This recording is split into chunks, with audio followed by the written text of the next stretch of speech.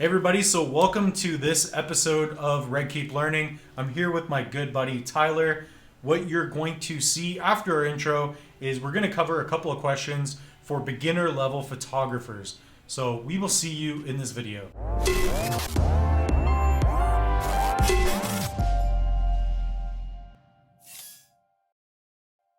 So welcome, I'm here with Tyler now, and what we're going to do is we're going to go over a couple of key questions that are hopefully going to help you out as a beginner level photographer. So Tyler, first off, let's talk about who you are and what you do. Sure. Yeah, so again, my name's Tyler. I run Cosmic Media. So we've been a photography and video company for a little while now. I've been shooting photography for about 10 years. So I'm definitely super excited to kind of help explain some things and maybe give you some tips and tricks on how to get started in the photography business. Yeah, thanks again for coming on this.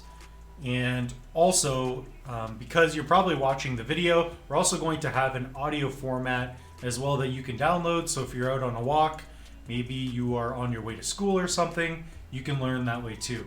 So the first question we're going to tackle, and these questions are going to be given to Tyler for the most part. So how do you find work?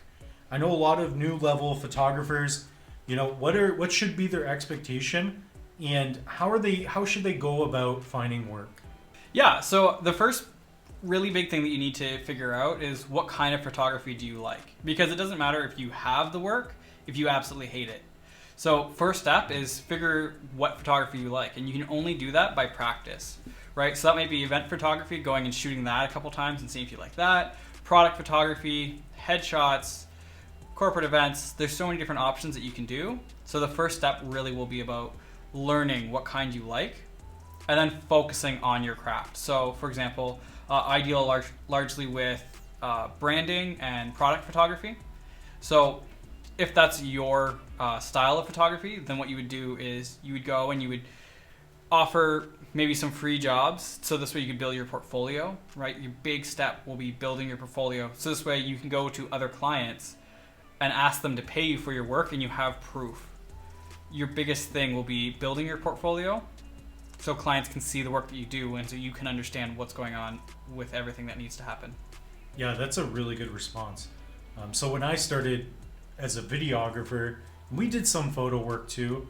I would say that especially as a beginner level photographer, you want to just actually start doing things versus just focusing on the gear. I think that's a big one, right? Yeah. Have you experienced that too? Yeah, I mean, it doesn't matter what kind of camera you have, even if it's as small as a phone camera. If you can start learning about composition and start learning about what style do you like and kind of building your editing skills and building your composition or kind of how you shoot, that's going to be the biggest thing. It doesn't matter what kind of camera you have if you don't know how to use it. Mm-hmm. Perfect. We might hit on that a little bit later as well. So where do you post your work? So let's say I'm a beginner level photographer. I got all these cool photos. I have my portfolio. Where do I post this? How do I go about, showing people my work? Yeah, so I think it all depends on the level of professional that you want to be. If you're just looking to get into this because you just want to learn, then Instagram and Facebook is a great option, right? It's where you can showcase your work, but there's no time or effort that you really have to put into actually showcasing it. If you're looking to take this a little bit more seriously and become a professional, the next step would definitely be about building a website and even looking at things like Adobe Behance. That's another great way to build a portfolio, is using things like that. Okay, so what is Adobe Behance? I haven't even heard of that. So Adobe Behance is basically a portfolio for artists. So if you go on the site, it's again behance.com.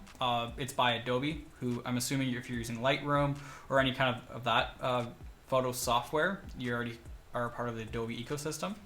So what Behance is it's really portfolios for a bunch of different artists. So I personally pull a lot of my inspiration from there because so many different artists between like graphic design, video work, branding, marketing, and photography are all on there showcased in a beautiful way. Okay, that's really cool. So what about a website? Do you think that's overrated in today's age? Because even 5 years ago, I know everybody wanted their website, but what I've come to realize is that a website's good for business, but showing off your work, you think Instagram is more valuable? Yeah, so again, I think it depends on what level of professional do you want to be? If you want to be a full-fledged professional, it helps build credibility when you actually have a website, when you put that time in there to showcase your best work on the web where people can actually search you, right? Because if you're looking to get paid gigs, people don't know where to look, and Facebook and Instagram aren't optimized for that perfect searching yet. And that's why Google and kind of having your website and building a website that showcases your best work is really important if you're looking to be a professional in today's market. Nice. And it's really cool because I've seen him take, you know, some of his newest photos, and you have that one photo where, you know, when you take some shots of people from the back, it looks really cool. He's got this one unique kind of look. If you're listening to this via just the audio, then you're not gonna be able to see it, but Tyler has his own unique look, and he really shows that, which is really cool. So I just wanted to tell people that as well. So is it more important to show what kind of work they're trying to get, or is it good to show like a well-rounded version of yourself when you're showing that off? Yeah, so again, if you're just doing this as a hobby, I don't think it matters, right? Like if you're just want to post your favorite work, your best work, the work that you're most passionate about, then yeah, Instagram and Facebook. But if you're looking to get clients that are willing to pay and pay you more money than maybe the next person, you need to look like a professional that specializes in that category. So again, for me, if I'm doing branding and product photography, I'm not going to throw family shots in there because it will water down the level of my work in comparison to when I'm trying to market to my businesses. Okay, makes sense. So what about working for free? Is that a big no-no? I think definitely starting out, working for free is one of the best options. I did it for a couple of years because, again, it helped build my portfolio. For an example, I shot a charity 3 years ago, and I actually had a couple come to me that I took their photos in the charity, and they asked me to do their wedding for them. So it really does kind of, you don't see it pay off right away, but down the road, people start to know you as the photographer, or that's just what you do. So they'll come to you more willingly because they've already seen your work and because they've already seen what you do while you're working, right? So that's definitely the big thing, is building your portfolio and building the credibility with the clients that can come in the future. Yeah, and I know for sure it can be kind of difficult if you're trying to value yourself. You need to charge for your work, but starting out, if you don't have a portfolio especially, I think doing free work's good. Yeah. I know I did that for video. When I brought my business to Canada, when I started doing it, I was doing events, so I also got to network with people. So maybe tell us even more about that. Yeah, I think again, if you're looking for like a niche, like in fact, sometimes I still do free work because I just want to work on the project. Like a lot of times as you become a professional, you forget about what got you into the hobby in the first place. So I think having that the experience and the expectation that you'll never work for free, that it's not realistic, because sometimes Mitch will help me out and sometimes I'll help Mitch out.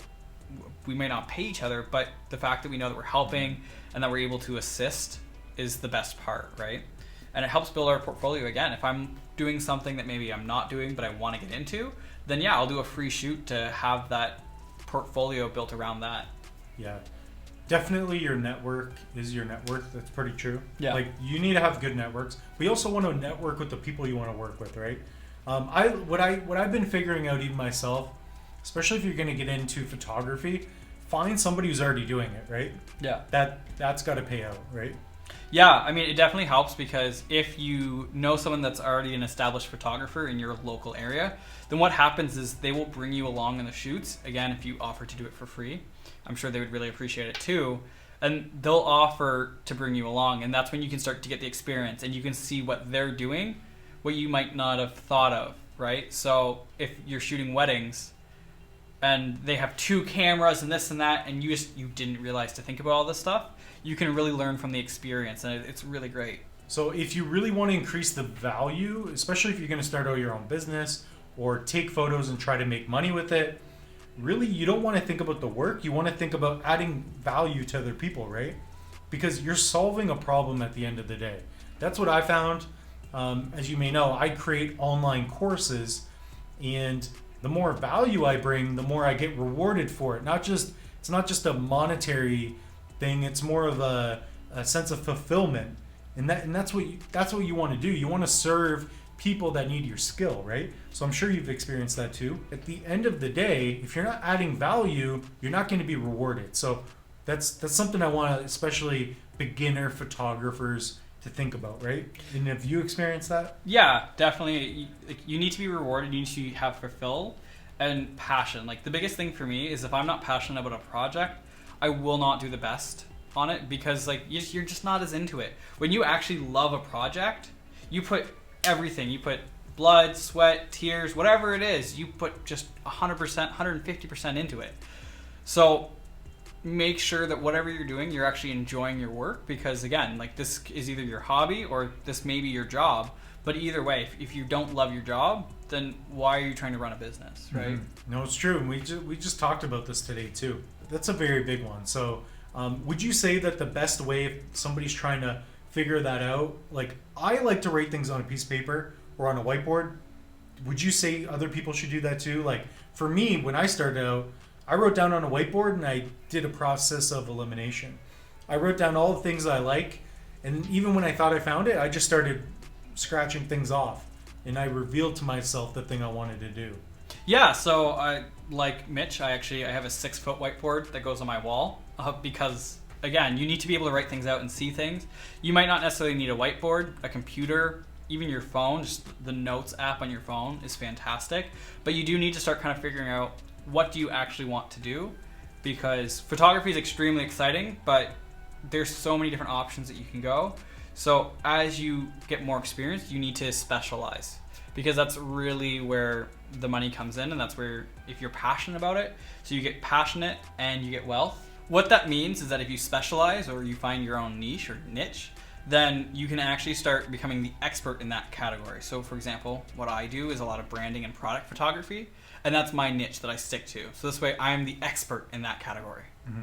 Now, would you say that that also works in parallel with finding something that doesn't have a lot of competition, or is that completely different?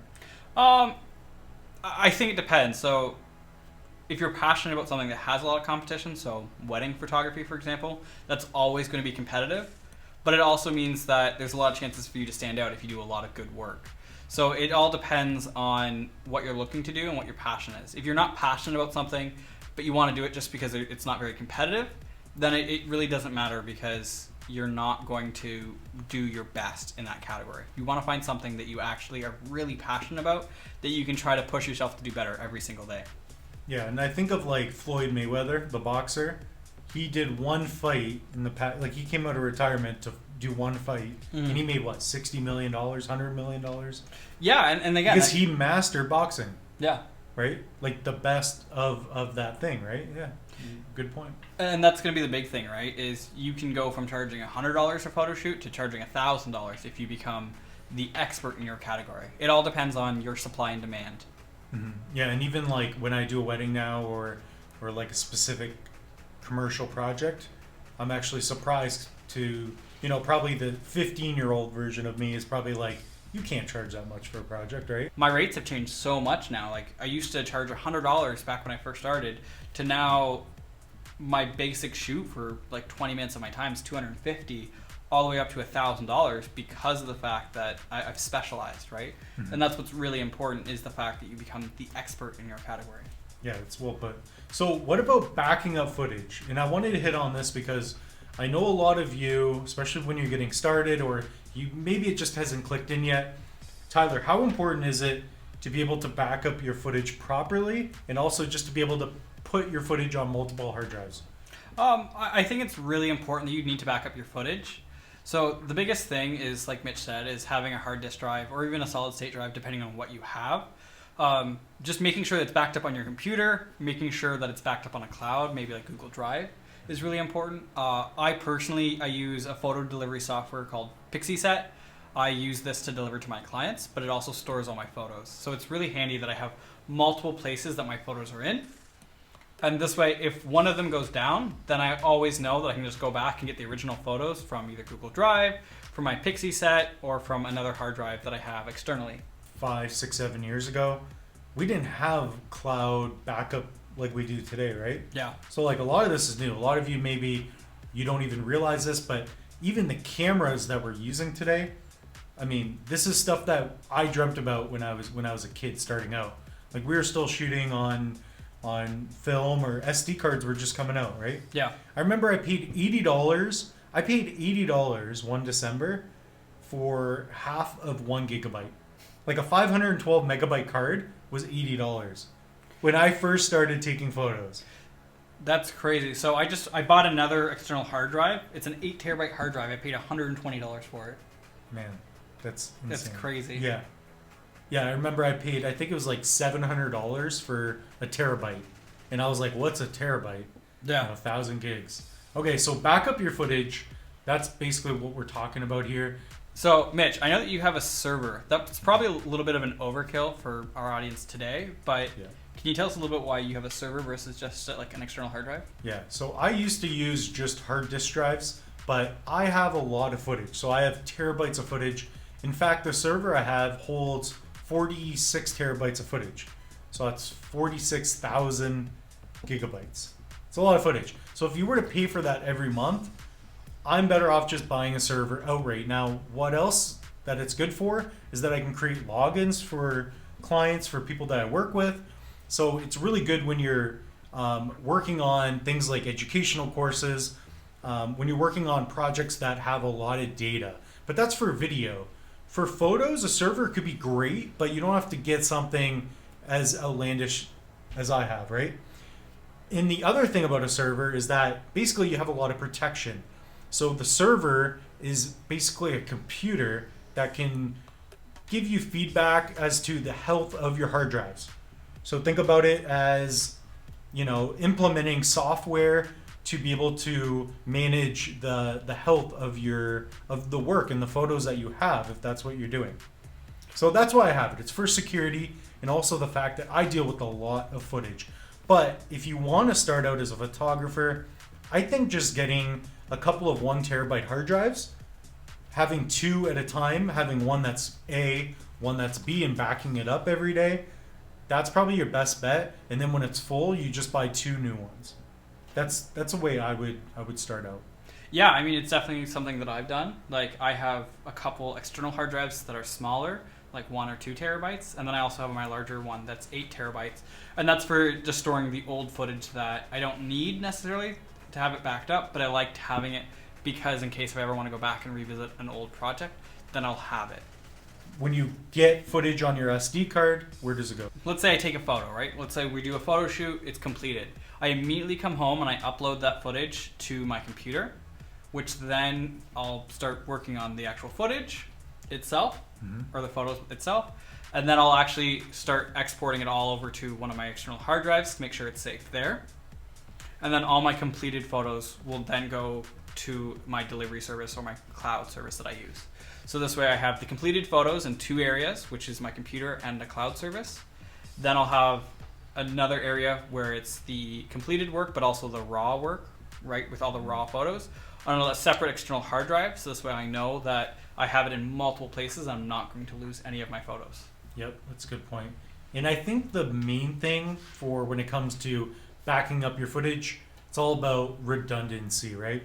So a server allows you to create more places for you to store that footage on, right? That's why when Tyler talked about it, basically the way you want to think about it is you're not going to have your footage forever, or at least, for the next couple months, unless you have it stored in at least 2 or 3 places. That's the way you should think about it. It may not be true, but you want to have your footage on several different hard drives, right? Yeah, it's you need to really stick to that, because I've had 2 hard drives fail before at the same time. So yeah, I've had my entire computer go down where I had an anything can SSD happen. and I had a hard drive in there, and they both failed at me on the same time. Yeah. It really sucked, and I lost a lot of stuff because of it. So that's why I've set these practices in place.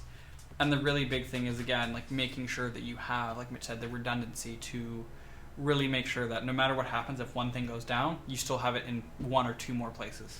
Yeah, so if you are going out on a shoot, if you're getting nice photos, say especially if it's like a wedding, you don't want to just put that footage on one spot. Basically what you want to do is create one folder, maybe name it like raw or archive, and then you never want to touch that footage. You only want to duplicate it.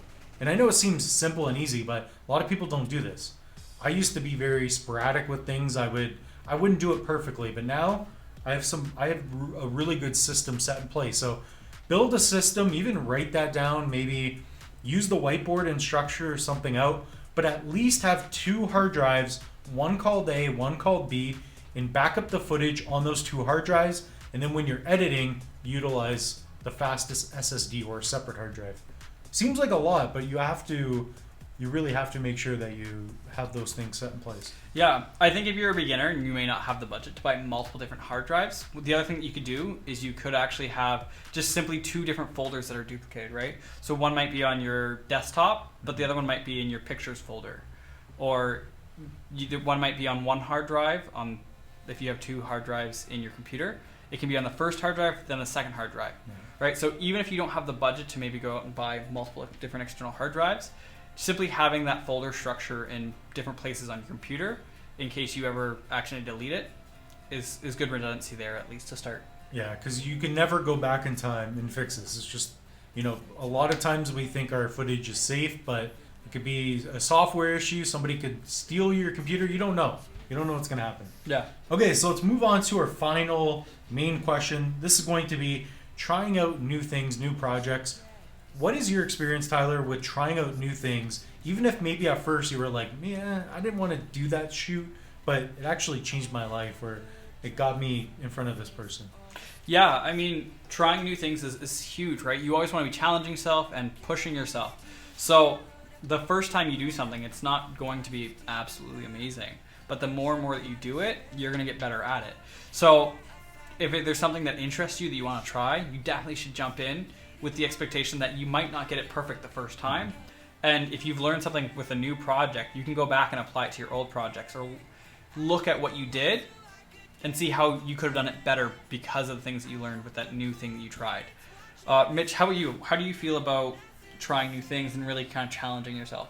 Yeah, I think it's a big deal. Like there have been several avenues in my life that, I'm like, I'll never do that. But then when I do it, it begins to grow on you. So I think you should try it a lot.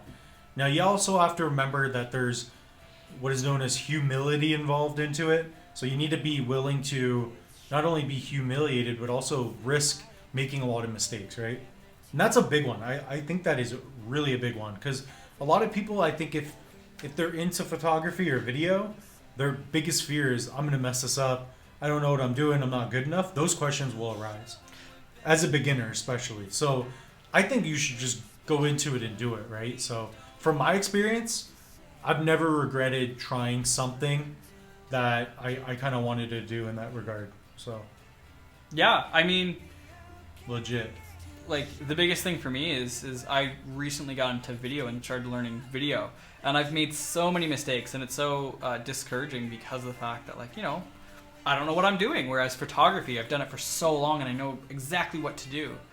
But now, because I've learned video, I've been applying the color grading techniques that I've learned from video, and I'm applying it to my photos, right? That's exactly it right there. Yeah, so it really is, trying new things will teach you how you can apply it to maybe the craft that you already know so well. Yeah, so basically don't fear the unknown in that regard. Just go out and try some things. And you don't have to go out and do a wedding for your first project. That might be too much. But find something that you can do.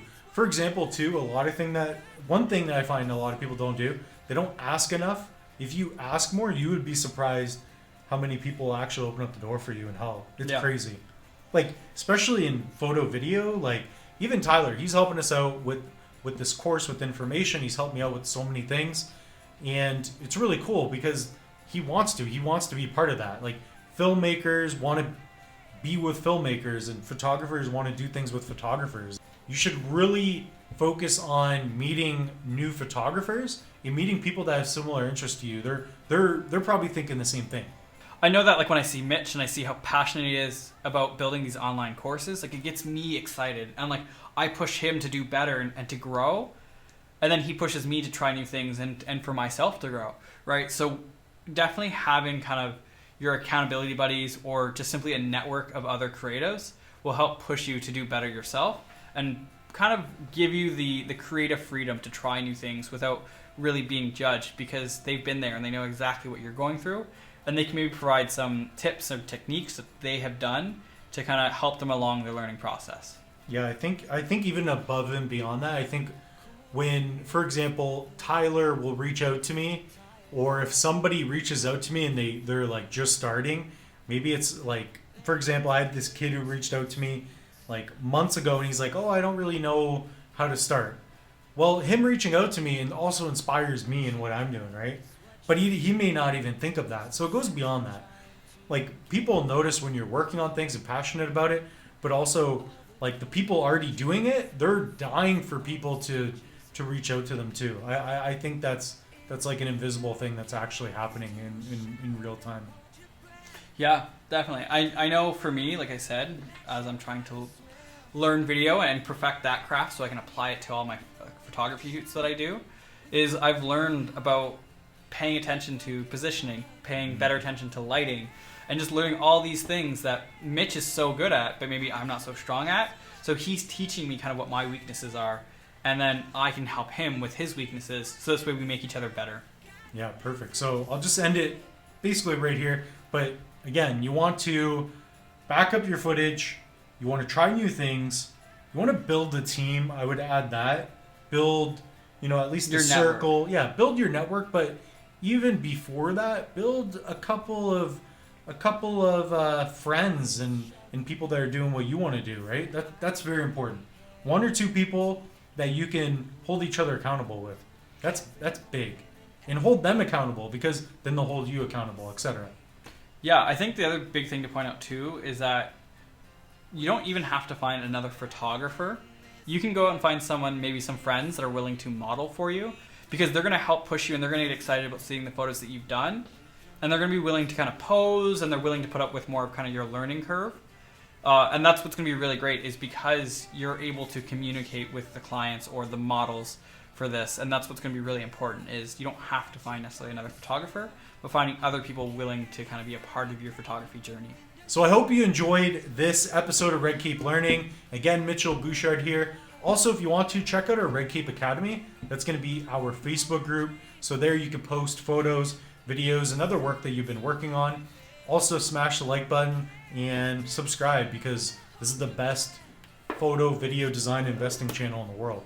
You really should subscribe. That's what Jeff Bezos said too. So I'm just kidding. It's not true. I was so confused there.